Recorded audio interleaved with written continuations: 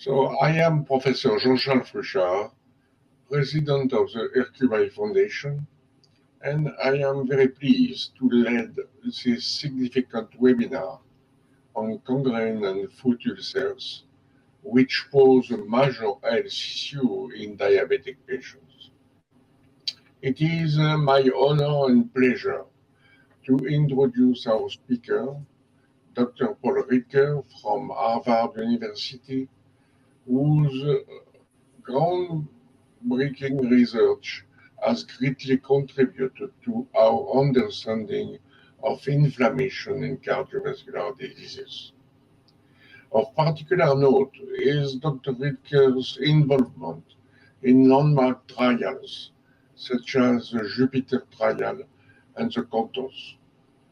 His work was highlighted the importance of addressing residual inflammatory risk as a distinct entity from residual cholesterol risk. Today, Dr. Ridker will be sharing new insights and very promising results from the prominent trial on the effect of Pemafibrate in gangrene foot ulcer, offering valuable perspectives on this selective upper-alpha agonist. Well, thank you, Professor Fruchard, so much for the opportunity to address our colleagues on this R3I webinar. And as you point out, I'm very excited to be sharing some very new data about Pemafibrate from our prominent trial. And in the course of this discussion, I'm also going to talk about new clinical trials that I think we need to do with Pemafibrate that will really help us to better understand what can we do for very high-risk patients with severe diabetes, a history of diabetic foot ulcer, and can we really change the medical therapy of this disease? So again, I will be covering this exciting topic about Pemafibrate to treat and prevent diabetic foot ulcers, a serious unmet clinical need requiring formal evaluation, and we'll be showing some brand new data coming out of our large-scale prominent trial. These are my conflicts of interest. The most important today is that I served as the principal investigator of the prominent trial, which was funded by COA in Japan. I'm a cardiologist. Cardiologists think about vascular disease in very different ways depending on the size and type of the oxygen-carrying vessel involved. Typical coronary atherosclerosis occurs in medium to large-sized muscular arteries that have the classical trilaminar structure. And in these settings, we have learned from major clinical trials that lowering of LDL cholesterol and targeted anti-inflammatory therapies can effectively lower the risks of a second heart attack, a stroke, or cardiovascular death. Of interest, however, in these medium and large-sized vessels, tight glycemic control has not made a major difference. However, in much smaller arteries, arterioles, microvascular dysfunction and endothelial dysfunction turn out to be more important, and in particular in the setting of what we call diabetic triopathy, patients who are suffering from small vessel disease of the retina, retinopathy, small vessel disease of the kidney, nephropathy, small vessel neural diseases, neuropathy. That triumvirate, retinopathy, nephropathy, and neuropathy, are interesting because in that setting, tight glycemic control does have benefit.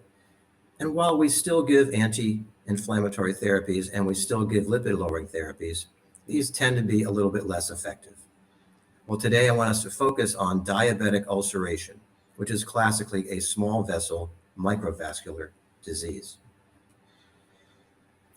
On the far left-hand side, you see a drawing of these different structures, function, and disease types of different types of vessels, from large muscular arteries to mid-sized arterioles to very small microvessels. Now, the kind of structures matter here, and the kinds of diseases our patients get matter here. In the large arteries, again, a trilaminar structure typically exists with an intima media, and adventitia. This has a well-developed intimal layer, develops classical atherosclerosis, and again, this is where we have learned that lipid-lowering and anti-inflammatory therapies work very well. The arterioles have a contractile medial smooth muscle. They are more like resistance vessels, very involved in systemic hypertension. They tend to develop less atherosclerosis and more arteriosclerosis. And then, as I'll be discussing in detail today, the microvascular really do not develop classical atherosclerosis or arteriosclerosis, but they can have significant endothelial dysfunction, and they can have significant disease that leads to this triumvirate of retinopathy, neuropathy, nephropathy, and, as we're going to focus on today, diabetic ulceration. Now, diabetic foot ulceration is a major unmet clinical need. There are 9 to 26 million new cases of diabetic foot ulceration on a global basis, and a very large number of patients who have diabetes. Rates are indeed much higher among individuals who have a prior history of ulceration, and that'll be very important as I describe some of the clinical trials that we hope to do to change the outcomes for our patients. But the numbers of patients who have these ulcerations and are at risk for recurrent ulcerations is extremely high. Moreover, the risks of death are increased 2.5 times higher among patients with diabetes and foot ulcerations as compared to patients with diabetes who have not suffered these ulcerations. And the complications here are major. Infection rates can reach 50%, and tragically for our patients, amputations are very common and can reach 20%. It is also an enormously expensive disease to take care of. Estimates of 50 to 60 billion US dollars annually taking care of these patients. The tragedy is there is no proven medical therapy that we have that can either prevent ulceration, speed the healing of existing ulcers, or reduce the recurrence of ulcerations. And yet, as I'll describe over the next 20 minutes or so, we have new data for Pemafibrate suggesting that we can indeed change the outcome for these patients. I want you to focus on the right-hand side of this slide, which describes the natural history of diabetic foot ulceration. So patients who have diabetes for many years will develop some sensory loss, autonomic neuropathy, and ultimately when they are walking can get callus on the bottom of their feet. Those calluses, in the presence of the microvascular disease I was talking about before, tend to get subcutaneous hemorrhage, they tend to have worse blood flow, they tend to lose their endothelial function, ultimately developing an ulceration that can cause significant damage over time. What you see on the left-hand side of the slide is the recurrence rates. If a patient with diabetes has an existing foot ulceration and is now healed, there's a 35 to 40% chance of a second ulceration in the next 12 months. The point of this is we have an opportunity and a need here to both prevent the first ulceration, to more rapidly heal that ulceration if it occurs, and in the best case scenario, prevent a recurrent ulceration.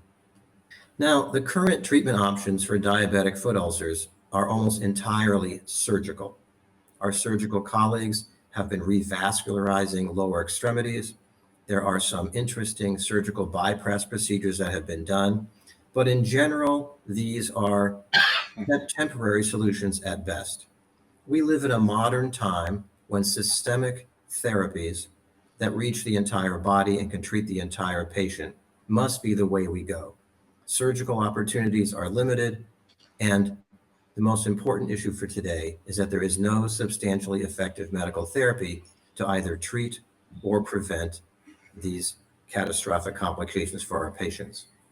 The other thing we have to remember is that for the patient with diabetes who has had a first ulceration, the most feared outcome is ultimately amputation of the lower foot, below the knee, and occasionally even above the knee. So a foot at risk may sound like a small problem, but an ulceration leads to a major problem. It leads to repetitive trauma. It leads to infection. It leads to lower foot ischemia and gangrene. and in the absence of medical therapies that can prevent or reverse this process, often leads to surgical amputation. Once that has occurred, the patient is now confined to a walker, maybe confined to a wheelchair, the quality of life diminishes greatly, and these ulcers are likely to come back. So the question is, do we have any evidence that there might be a medical therapy that we can use that would actually improve these outcomes? Well, several years ago, in the FIELD trial, which was a trial of Pemafibrate for vascular disease prevention, there was no effect on large vessel diseases. However, in a secondary analysis of that trial, as you see here on the left, minor amputations, small vessel amputations, were significantly reduced by some 46% when patients were treated with fibrate therapy. Many of us might consider this hypothesis generating, but I show you here the outcome I want to talk about today. In our large-scale prominent trial, which I'm going to go through in considerable detail in just a minute, we saw an almost identical result for the outcome of lower extremity ulceration and gangrene. In this case, a 37% reduction that again was statistically significant. So we now have two manuscripts suggesting that fibrate therapy, in particular in prominent with the SPARM alpha they'll talk about in a minute, we have an ability with a medical therapy to reduce the rates of lower extremity ulceration or gangrene and perhaps prevent these ulcerations. So let's go through this data in some detail. The first I want to begin with our moderator. Professor Jean-Charles Frouchard is an absolute pioneer in the development of these agents, and in particular the development of selective PPAR-activated receptor modulators, or SPARM alpha drugs. These agents, as Jean-Charles has written about for the last 30 years, have the potential to supersede the fibrates as the treatment of choice for patients with residual cardiovascular risk, associated in particular with metabolic syndrome and type 2 diabetes. We owe Professor Frouchard an enormous thanks for his lifelong work developing a class of drugs that can actually address some of these very important issues for our patients. Now, Pemafibrate is the first major component of this new class of drugs, has many different interesting properties. It is well known, as I'll show in a minute, to suppress triglyceride secretion. It is associated with decreased triglyceride remnant production, increased triglyceride catabolism, changes in ApoC3, but it also has some interesting anti-inflammatory properties involving cholesterol efflux and changes in macrophage function. And I think most importantly for today's discussion, also has impact on endothelial dysfunction and microvascular function within vessels. We'll come back to that because it's very important to understand how in microvessels and in small vessels, this drug is likely to increase blood flow, and it's also likely to give us better endothelial function in these small vessels where risk is so high. Now, working with Professor Frouchard and Professor Peter Libby and others, and Professor Dr. Pradhan in Boston in my research group, I had the honor of serving as the principal investigator, along with Dr. Pradhan, of the large-scale prominent clinical trial. Now, prominent was designed to address whether Pemafibrate can help us with large vessel disease. Our critical inclusion criterion were here. Every patient had type 2 diabetes. We specifically evaluated patients with triglycerides between 200 and 499 who also had low levels of HDL cholesterol, and they all had established cardiovascular disease, and all, importantly, were being treated with aggressive therapy, including in all patients, statin therapy, and often with very aggressive statin therapy.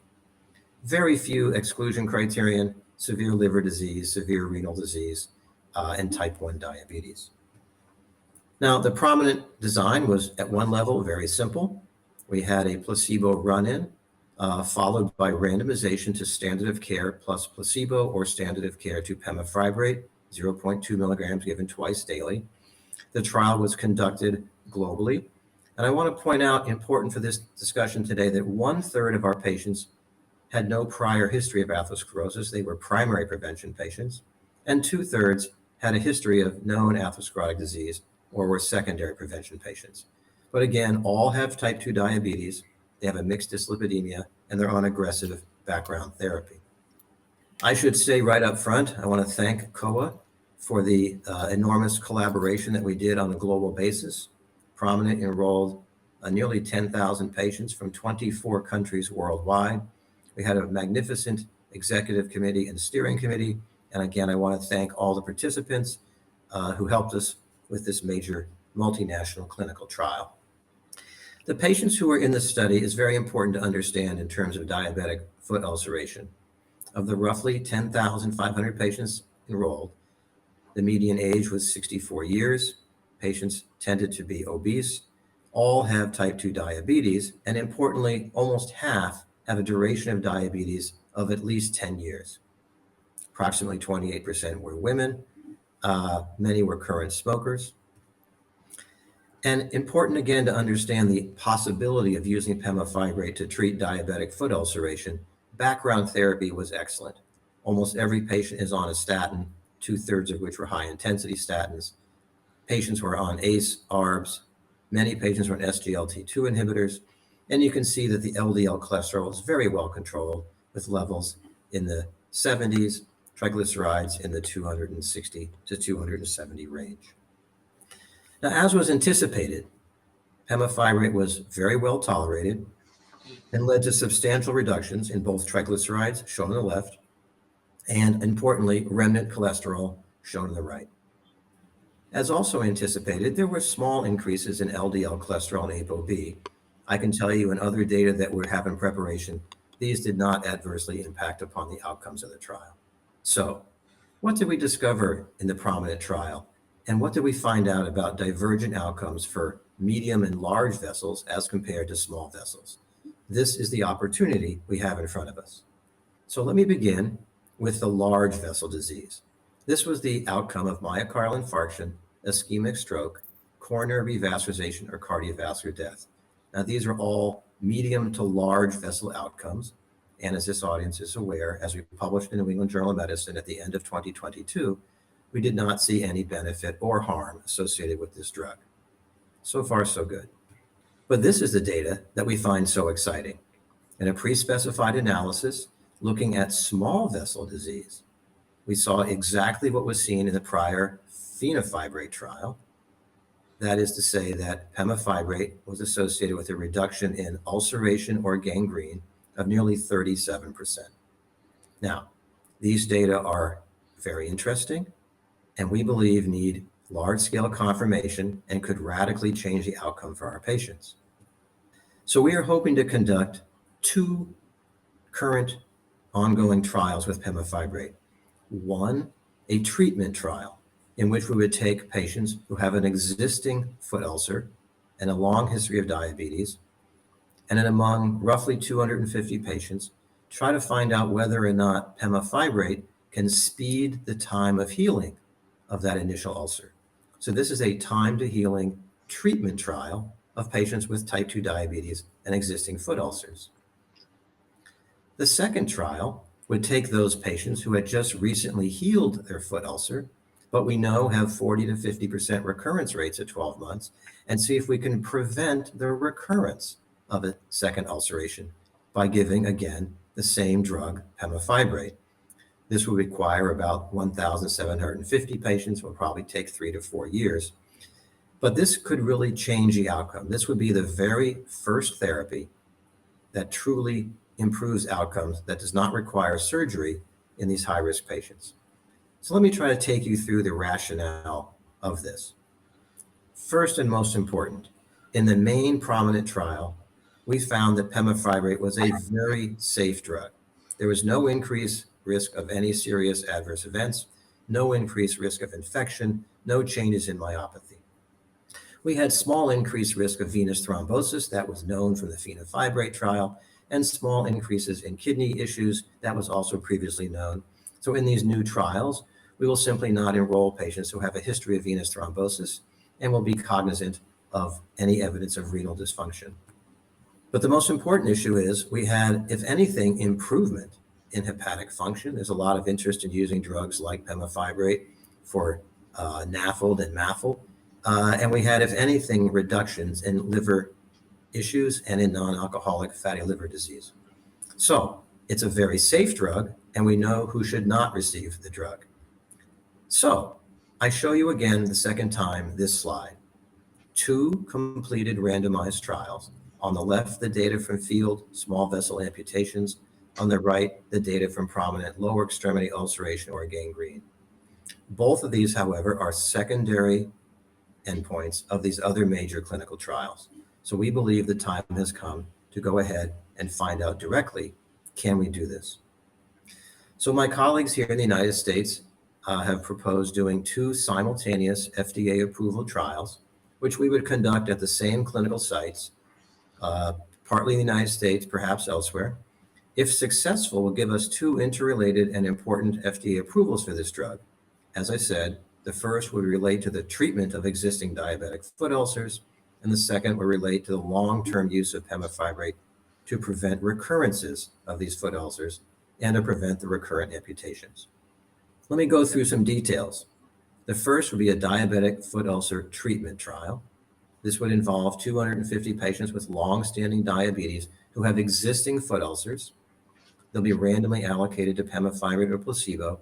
And in this trial, it's the time to ulcer healing that we wish to improve. We think this trial would take roughly 2 years to complete, and with an estimated closure rate of 65% in the treatment arm and 45% in the control arm, we would show a substantial improvement for our patients. Now remember, there is no proven therapy right now for these patients. This would be a very important advance that would really give us an opportunity to figure out how to make our patients' lives better. But then we would want to do a long-term prevention of recurrence trial, because if we can speed the time to healing, but we know that half of these patients will have a recurrence in the next 12 months, how can we stop that recurrence? Because that recurrence and that hemorrhage and that recurrent disease is what ultimately leads to the amputation of the patient. So this trial will require close to 1,750 high-risk diabetic patients who have a recently healed diabetic foot ulceration or a history of amputation, and these would now be randomly allocated to Pemafibrate or placebo to prevent the recurrent ulceration. This trial will be done again in certain countries selected for the patients who are at high risk, would run approximately 2 to 3 years, and our hypothesis is that we could show a relative risk reduction of about 25%, which would be an enormous change for our patients. So before Professor Fouchard and I go to our question and answers, I want to summarize what we're talking about here. There's an enormous opportunity, we believe, based on quality evidence of a mechanism of treatment and data from 2 fibrate trials that tells us that Pemafibrate might well provide a major opportunity to treat this debilitating disease with enormous unmet clinical need. First, diabetic foot ulcer is a major morbidity and a primary driver of amputation. Second, while therapies including lipid-lowering and antithrombotic therapy do reduce acute limb ischemia, there's no medical therapies that actually reduce the incidence of diabetic foot ulceration or improve the healing of diabetic foot ulcers, and none have shown substantial benefits on amputation. The 2 trials I've shown you, secondary analyses of the field and the prominent data, show a consistent reduction in diabetic foot ulceration and its complications. So the question for us is, can we now undertake a prospective program evaluating SPARM alpha concepts and SPARM alpha modulation with this unique drug, Pemafibrate, that we know is safe, and can it be proven to more rapidly heal existing diabetic foot ulcers and to prevent the recurrence of diabetic foot ulcers? This has the potential to provide a novel therapy in a setting of enormous unmet clinical need where we currently have no competing therapies whatsoever. So Professor Fouchard, I look forward to our question and answers, but I want to again thank you for developing this class of drugs that we think has enormous potential to change the outcomes for our patients with severe diabetes who are suffering from diabetic foot ulceration. And I can see a future in which patients treated with Pemafibrate perhaps will no longer be at risk for amputation, and they can live much longer, much healthier lives. And Charles, thank you for your innovations, and we hope we can move forward with these new studies. So thank you, Professor Ricker, for your engaging and informative presentation. Due to time constraints, we will only be able to address a selection of questions from the audience. We have chosen two questions to discuss, starting with the first question: the impact of Pemafibrate on gangrene and foot ulceration appears to be partly perhaps lipid-lowering and inflammation dependent. Do you have, Dr. Ricker, any insights into the potential mechanism of action in this context? Well, Jean-Charles, I'm happy to comment on that, but you as the creator of these class of drugs know better than I. But I think you're right. We have a very interesting drug that does change the metabolic profile of the patients. It is a drug that lowers triglycerides. It is a drug that has anti-inflammatory properties. But I think equally important, it's a drug that is going to improve endothelial dysfunction. That endothelial dysfunction is extremely important in these microvessel situations that will do several things for us that we think will improve outcomes for the patients. First, it should improve perfusion pressure and therefore get more oxygen to that lower extremity, hopefully clear the infection faster, make wound healing quicker. And also, it should improve overall blood flow. If we can improve blood flow, if we can improve the distal microvascular dysfunction, then I think we should be able to heal the ulcer quicker. And if our hypothesis is correct, we should be able to prevent the recurrent ulcerations. Now, as you are well aware, pemafibrate is also being explored by COA for diabetic retinopathy and in certain settings for nephropathy. And again, it holds together this idea about small vessel microvascular disease being fundamentally different than large vessel disease. I think that's the opportunity. Thank you very much. The second question is, what are the main challenges or unmet clinical needs in the current management of diabetic foot ulcers and gangrene? Well, Jean-Charles, I have many patients in my clinic who have severe diabetes. These patients are at lifelong risk for infection. They're at lifelong risk for these diabetic foot ulcerations.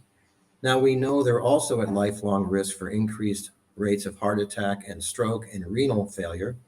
But we also have some very recently discovered drugs that are very effective for the large vessel issues. For example, we've all seen exciting new data for the GLP-1 receptor agonist with reduced rates of heart attack and stroke and reduced rates of all-cause mortality. That's great, and these patients will benefit from that. But those are large, medium and large vessel disorders. The problem is going to be, how do we address small vessel disease? How do we address microvascular dysfunction? Because the microvascular disease is what's causing increased rates of infection. It's what's causing subcutaneous hemorrhage in the foot. It's ultimately what's contributing to the ulceration of that foot. And that ulceration with recurrent events is what's leading to failure of the perfusion, failure of oxygenation, tissue loss, and ultimately amputation. None of the drugs we have today are really effective for that purpose. All we can offer today is surgical therapy. So I think, again, Jean-Charles, the future of this disease, if we can show this is definitively true, and again, we already have evidence from fenofibrate and pemafibrate suggesting it's likely to be true. If we can conduct now these new clinical trials and definitively show major reductions, the patients and our lives will change. We should be able to actually heal the ulcer much faster and reduce the likelihood of recurrence. That would be a magnificent advance. So thank you very much, dear Paul, Professor Ricker, and all attendees for participating in this very interesting webinar. Thank you.